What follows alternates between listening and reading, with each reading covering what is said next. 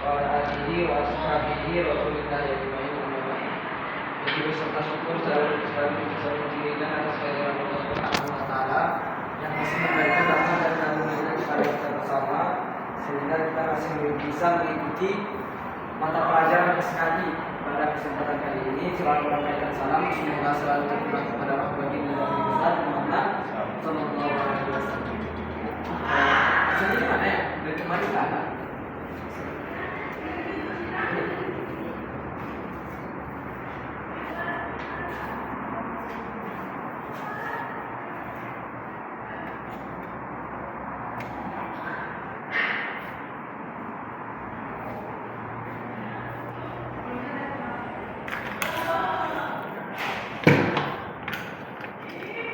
Sebelum masuk ke pembelajarannya, sandinya A gede M M A R Amar A yang gede 23 G 23 enggak Amar 23.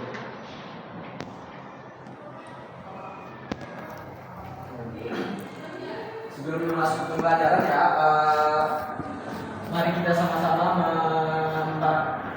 mengucapkan harus semangat. Bismillahirrahmanirrahim.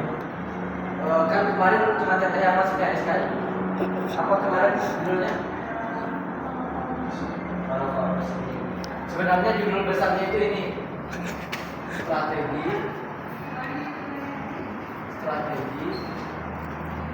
dan kebijakan pada saat Khulafaur Rasyidin.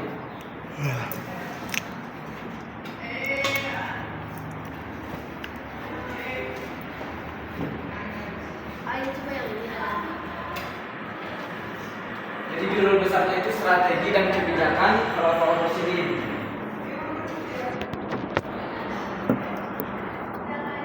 Khulafaur Rasyidin ada berapa tadi? Khulafaur Rasyidin.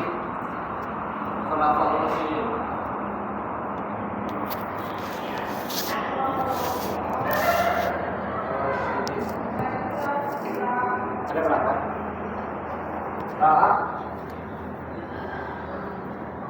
Khulafaur Rasyidin. Jadi pemimpin setelah Nabi Muhammad SAW.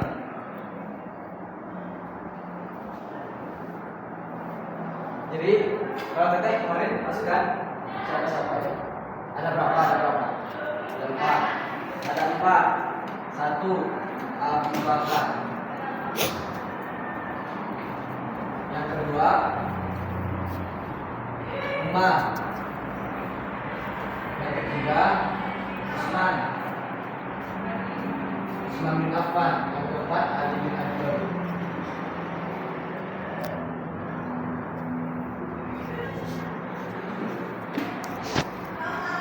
Jadi Khulafaur Rasyidin ini adalah para pemimpin yang menggantikan kepemimpinan Rasulullah setelah wafat. Jadi mereka inilah para pemimpin umat Islam atau yang bisa disebutkan pada zaman itu Amirul Mukminin, pemimpin para orang-orang mukmin. Jadi yang pertama itu ada Abu Bakar. Abu Bakar ini kenapa dia ditunjuk menjadi khalifah pertama kali? Pada hari Rasulullah SAW wafat itu, Abu Bakar ini ditunjuk oleh Rasulullah menjadi imam sholat subuh.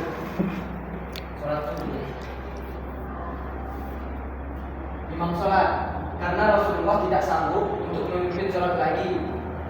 Karena Rasul sedang sakit, makanya Rasulullah memerintahkan Abu Bakar untuk memimpin sholat subuh menjadi imam. Jadi sebenarnya pada saat setelah Rasulullah wafat itu ada dua kaum.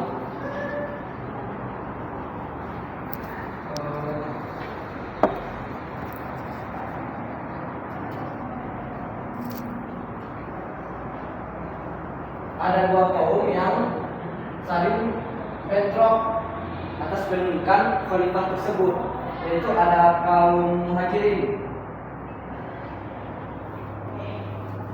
dan kaum Ansor.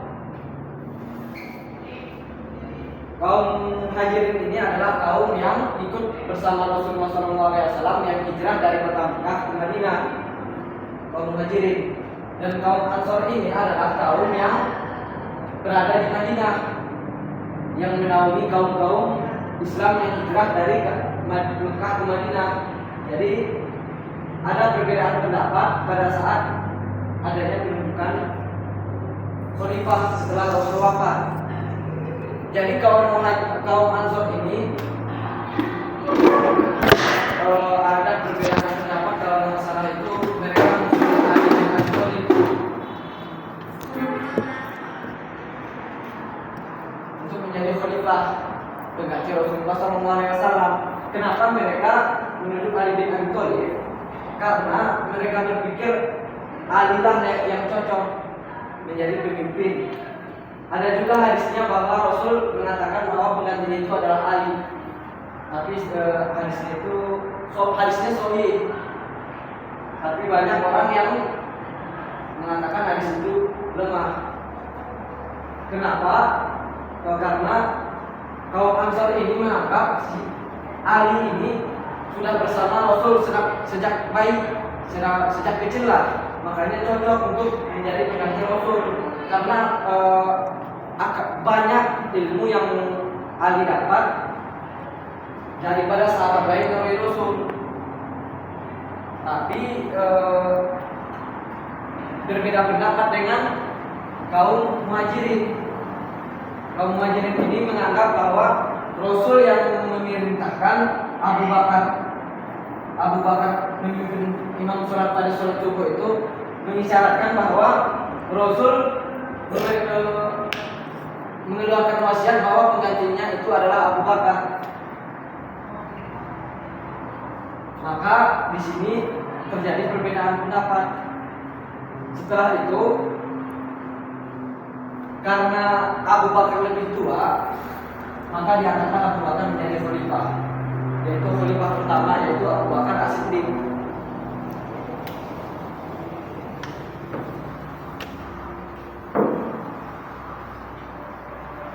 Dan kebijaksanaannya atau strateginya dan ketetapan-ketetapan pada masa kepemimpinannya itu ada 3. Yang pertama, dia memerangi kemunafikan.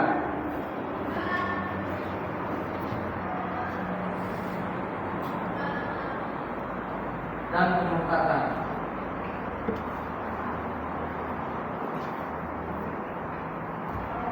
Yang kedua, penghimpunan Al-Quran.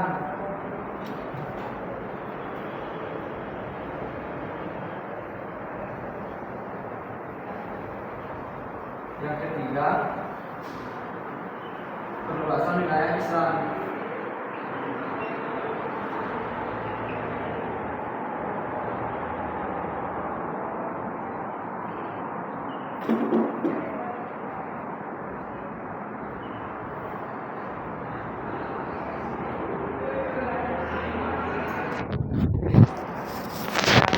Kemunafikan terjadi banyak kemurtadan pada kaum muslimin pada saat itu. Jadi ini ketetapan pertamanya, memerangi kemunafikan dan kemurtadan. Yang kedua adalah penghimpunan Al-Quran. HP lu update nggak, Pin? Samsung ada di pemberitahuan, cuma di pengaturan. Hah? Enggak kan, Samsung ada otomatis update-nya. Dihidupin nggak? Udah update. Ini penghimpunan Al-Quran ini bukan dari idenya Abu Bakar, tetapi dilaksanakan pada masa kepemimpinannya. Jadi yang mengeluarkan ide ini, yang mengusulkannya ini kepada Abu Bakar adalah Umar. Ide dari Umar untuk menghimpun Al-Quran tersebut. Pembaruan perangkat lunak. Karena Umar merasa ketakutan akan kan di zaman itu masih banyak peperangan lah. Jadi yang para penghafal Al-Quran itu banyak yang wafat atau mati syahid di dalam peperangan tersebut. Jadi Umar bin Khattab itu takut para penghafal Al-Quran ini wafat, maka Al-Quran itu tidak bisa diwariskan kepada keturunan-keturunan sampai sekarang. Jadi itu ketakutan Umar, tetapi lantaran Rasulullah SAW tidak pernah menyebutkan atau memerintahkan kepada Abu Bakar untuk membukukan Al-Quran, maka Abu Bakar ini tidak berani untuk membukukan Al-Quran tersebut. Makanya di zaman Abu Bakar ini masih disebut dengan penghimpunan. Jadi Al-Quran itu belum dibukukan, tetapi masih dihimpunkan atau dikumpulkan ayat-ayat.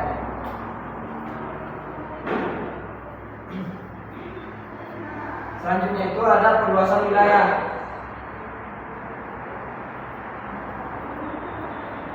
Perluasan wilayah ini keluar dari kota Mekah sampai Jazirah Arab.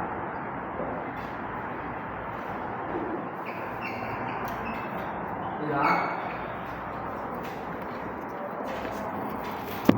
dan Suriah. Pada saat masa kepemimpinan tersebut.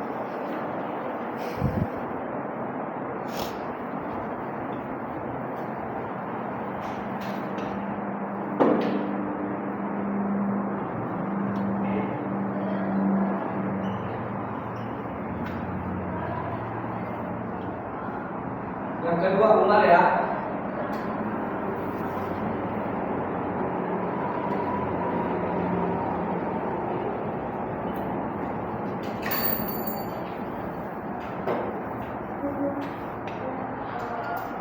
Ketetapan pertamanya, kebijakan pertamanya itu adalah meliburkan pada hari Jumat, libur pada hari Jumat. Yang kedua itu adalah menerbitkan kalender Islam atau kalender Hijriah.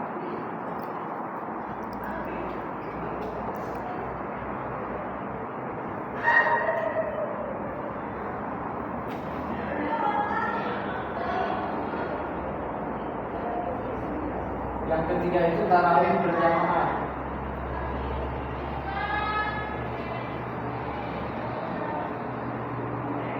Yang keempat perluasan wilayah Islam.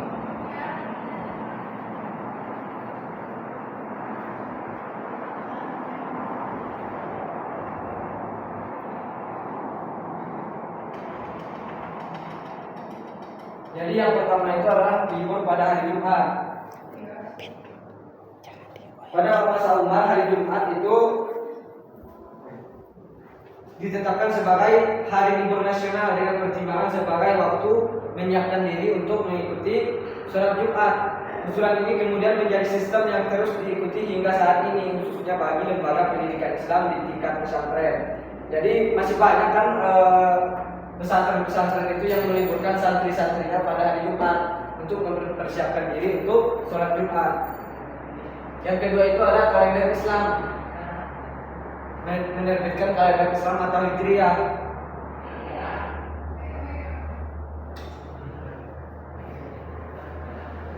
Hijriah ini, kalender Islam ini dihitungnya mulai pada saat Nabi Muhammad itu hijrah dari kota Mekah ke kota Madinah. Jadi kalender Hijriah itu dihitungnya dari situ. Jadi sekarang itu 1445 kalau nggak salah ya. Hijriah, jadi 1445 Hijriah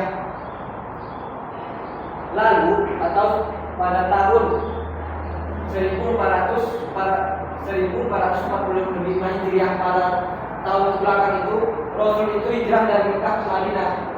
Dihitungnya mulai dari Rasul hijrah dari Mekah ke Madinah. Yang ketiga ini tarawih berjamaah. Sebenarnya tarawih berjamaah ini tidak ada pada zaman Rasulullah. Dimulainya tarawih berjamaah ini pada masa Umar inilah. Alasannya semenjak meninggal Nabi Muhammad SAW, para sahabat terus menjalankan sholat tarawih dengan berpencar-pencar atau bermakmum kepada imam yang berbeda-beda. Akhirnya Umar bin Khattab menyatukan mereka untuk bermakmum kepada satu imam, yaitu karena ada satu sabda Nabi atau hadis Nabi yang menyebutkan setelah para sahabat menjalankan sholat tarawih dengan berpencar-pencar atau dengan imam yang berbeda-beda, kemudian Khalifah Umar bin Khattab menyatukan mereka untuk bermakmum pada satu imam. Yang keempat, perluasan wilayah. Sebenarnya masih ada juga yang kelima,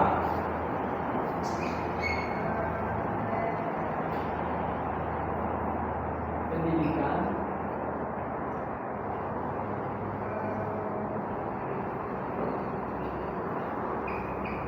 dan lembaga kajian Al-Quran.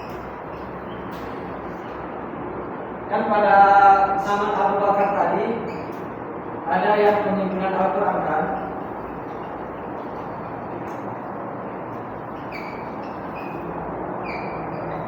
Sebenarnya pada zaman Abu Umar ini, Umar juga belum berani untuk membukukan Al-Quran tersebut. Jadi nanti Al-Quran itu dibukukan itu di zaman Utsman.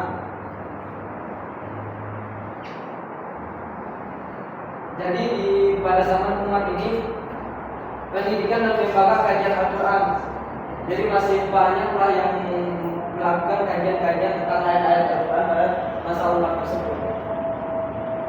Selanjutnya Utsman bin Affan.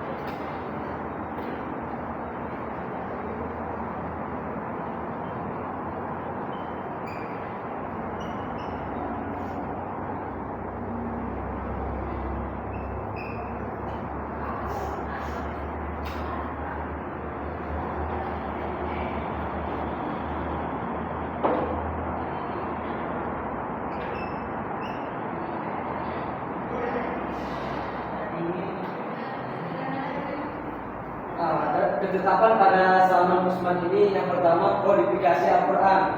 Itulah yang dinamakan dengan pembukuan Al-Quran.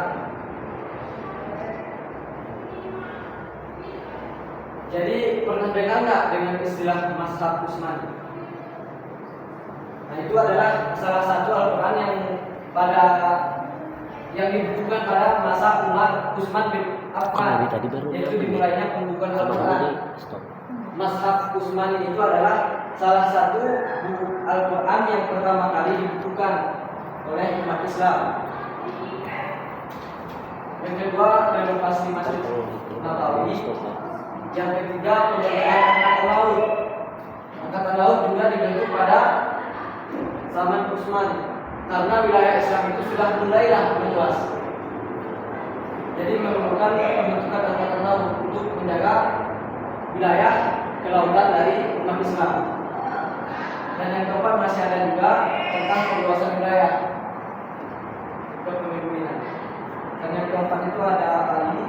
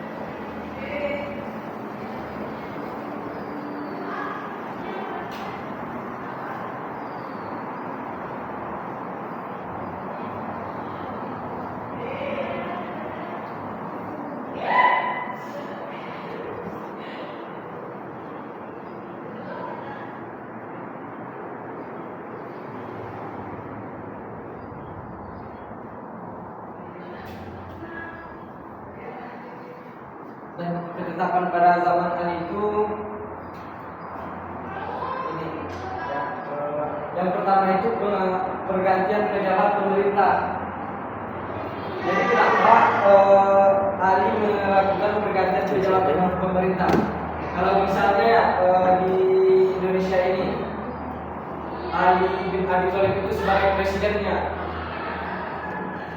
dan Utsman bin Affan ini adalah presiden sebelumnya. Jadi Utsman bin Affan ini mengangkat dari keluarganya lah menjadi gubernur dari setiap, kalau di Indonesia provinsi lah namanya, kalau di sana wilayah, dari setiap wilayah seperti Syam, Suriah, Irak. Jadi Utsman bin Affan ini mengangkat dari keluarganya sebagai pejabat pemerintah. Sedangkan pada masa Ali bin Abi Thalib itu pergantian pejabat karena keluarga Utsman ini bisa dianggap tidak becuslah mengurusi hal negara. Makanya Ali bin Abi Thalib melakukan pergantian pejabat. Yang kedua itu adalah ada penarikan tanah milik negara. Jadi pada saat masa Utsman ini banyak para pemimpin atau pejabat-pejabat itu yang mengklaim suatu tanah itu milik mereka, padahal tanah itu adalah milik negara. Makanya Ali mengatakan penarikan tanah milik negara. Dan yang ketiga ini adalah pengembangan ilmu pengetahuan. Kita sama-sama tahu lah Ali bin Abi Thalib itu Rasul pernah berkata bahwa aku adalah budak ilmu dan Ali adalah pintunya. Jadi sudah jelaslah Ali sangat mengedepankan ilmu pengetahuan pada masa jabatannya. Yang ketiga, yang terakhir itu adalah perang Jamal dan perang Siffin. Perang Jamal ada yang tahu pengertiannya nggak? Perang Jamal. Kang Gibari tahu nggak perang Jamal itu? Jamal itu artinya unta.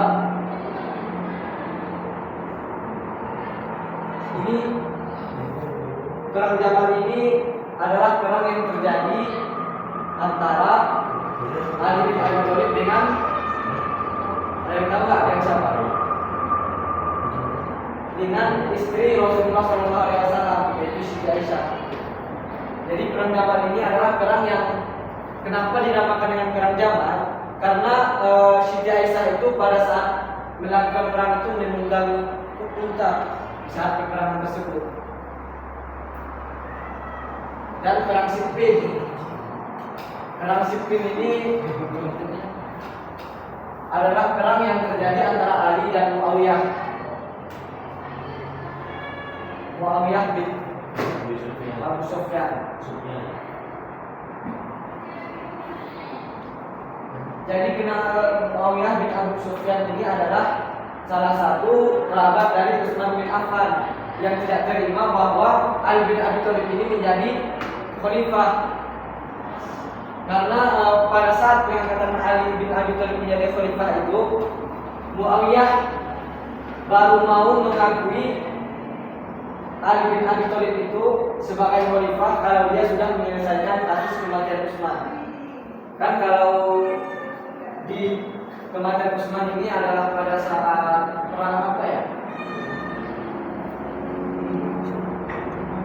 Oh, bukan perang, pada saat sholat subuh. Jadi Utsman ini ditikam pada saat memimpin menjadi imam di saat sholat subuh. Jadi Muawiyah lah menuntut kepada Ali agar kasus kematian Utsman ini diselidiki terdahulu supaya ada pemilihan khalifah. Tetapi Ali berkata lain. Dia berkata, akui saya dulu menjadi khalifah, baru kita selesaikan kasus kematian Utsman. Jadi dari sinilah konflik permasalahan Ali dan Muawiyah, sehingga terpecahlah pada saat itu umat Islam menjadi dua bagian, yaitu yang memihak Ali bin Abi Thalib dan yang memihak Muawiyah, dan terjadilah perang Siffin. Dan pada akhirnya perang Siffin ini dimenangkan oleh Muawiyah dengan cara yang licin. Jadi cara Muawiyah memenangkan peperangan itu adalah yang awalnya bukan memenangkan sih namanya ya, tapi di dalam kepemerintahan itu Muawiyah yang menang. Kalau di peperangan itu ujung-ujungnya damai, tetapi kalau di pemerintahan Muawiyah yang menang. Pada saat perang itu sebenarnya kelompok Muawiyah ini sudah hampir kalah dari kelompok Ali.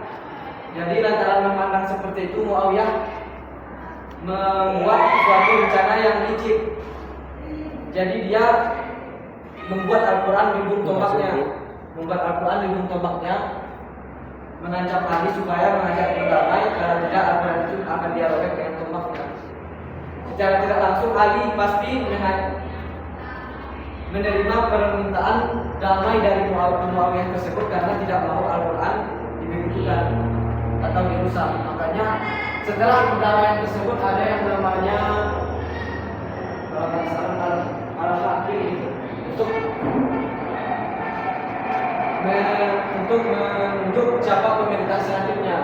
Di situ di forum itulah disebutkan bahwa kedua Ali bin Abi Thalib ini dan Muawiyah yang saat itu kalau nggak salah menjadi gubernur Syam harus turun dari jabatan-jabatannya. Ali turun dari khalifah, Muawiyah turun dari gubernur. Tetapi memang keduanya turun dari jabatannya, tetapi di akhir langsung Muawiyah diangkat oleh Abu Musa kalau nggak salah atau Amr bin As, diangkat menjadi khalifah. Secara tidak langsung menjalankan rencana politiknya untuk menjadi khalifah. Jadi mulai di Muawiyah inilah dimulainya masa Bani. Sampai di sini dapat aku sampaikan ya. Kurang lebihnya mohon maaf. Wassalamualaikum warahmatullahi wabarakatuh.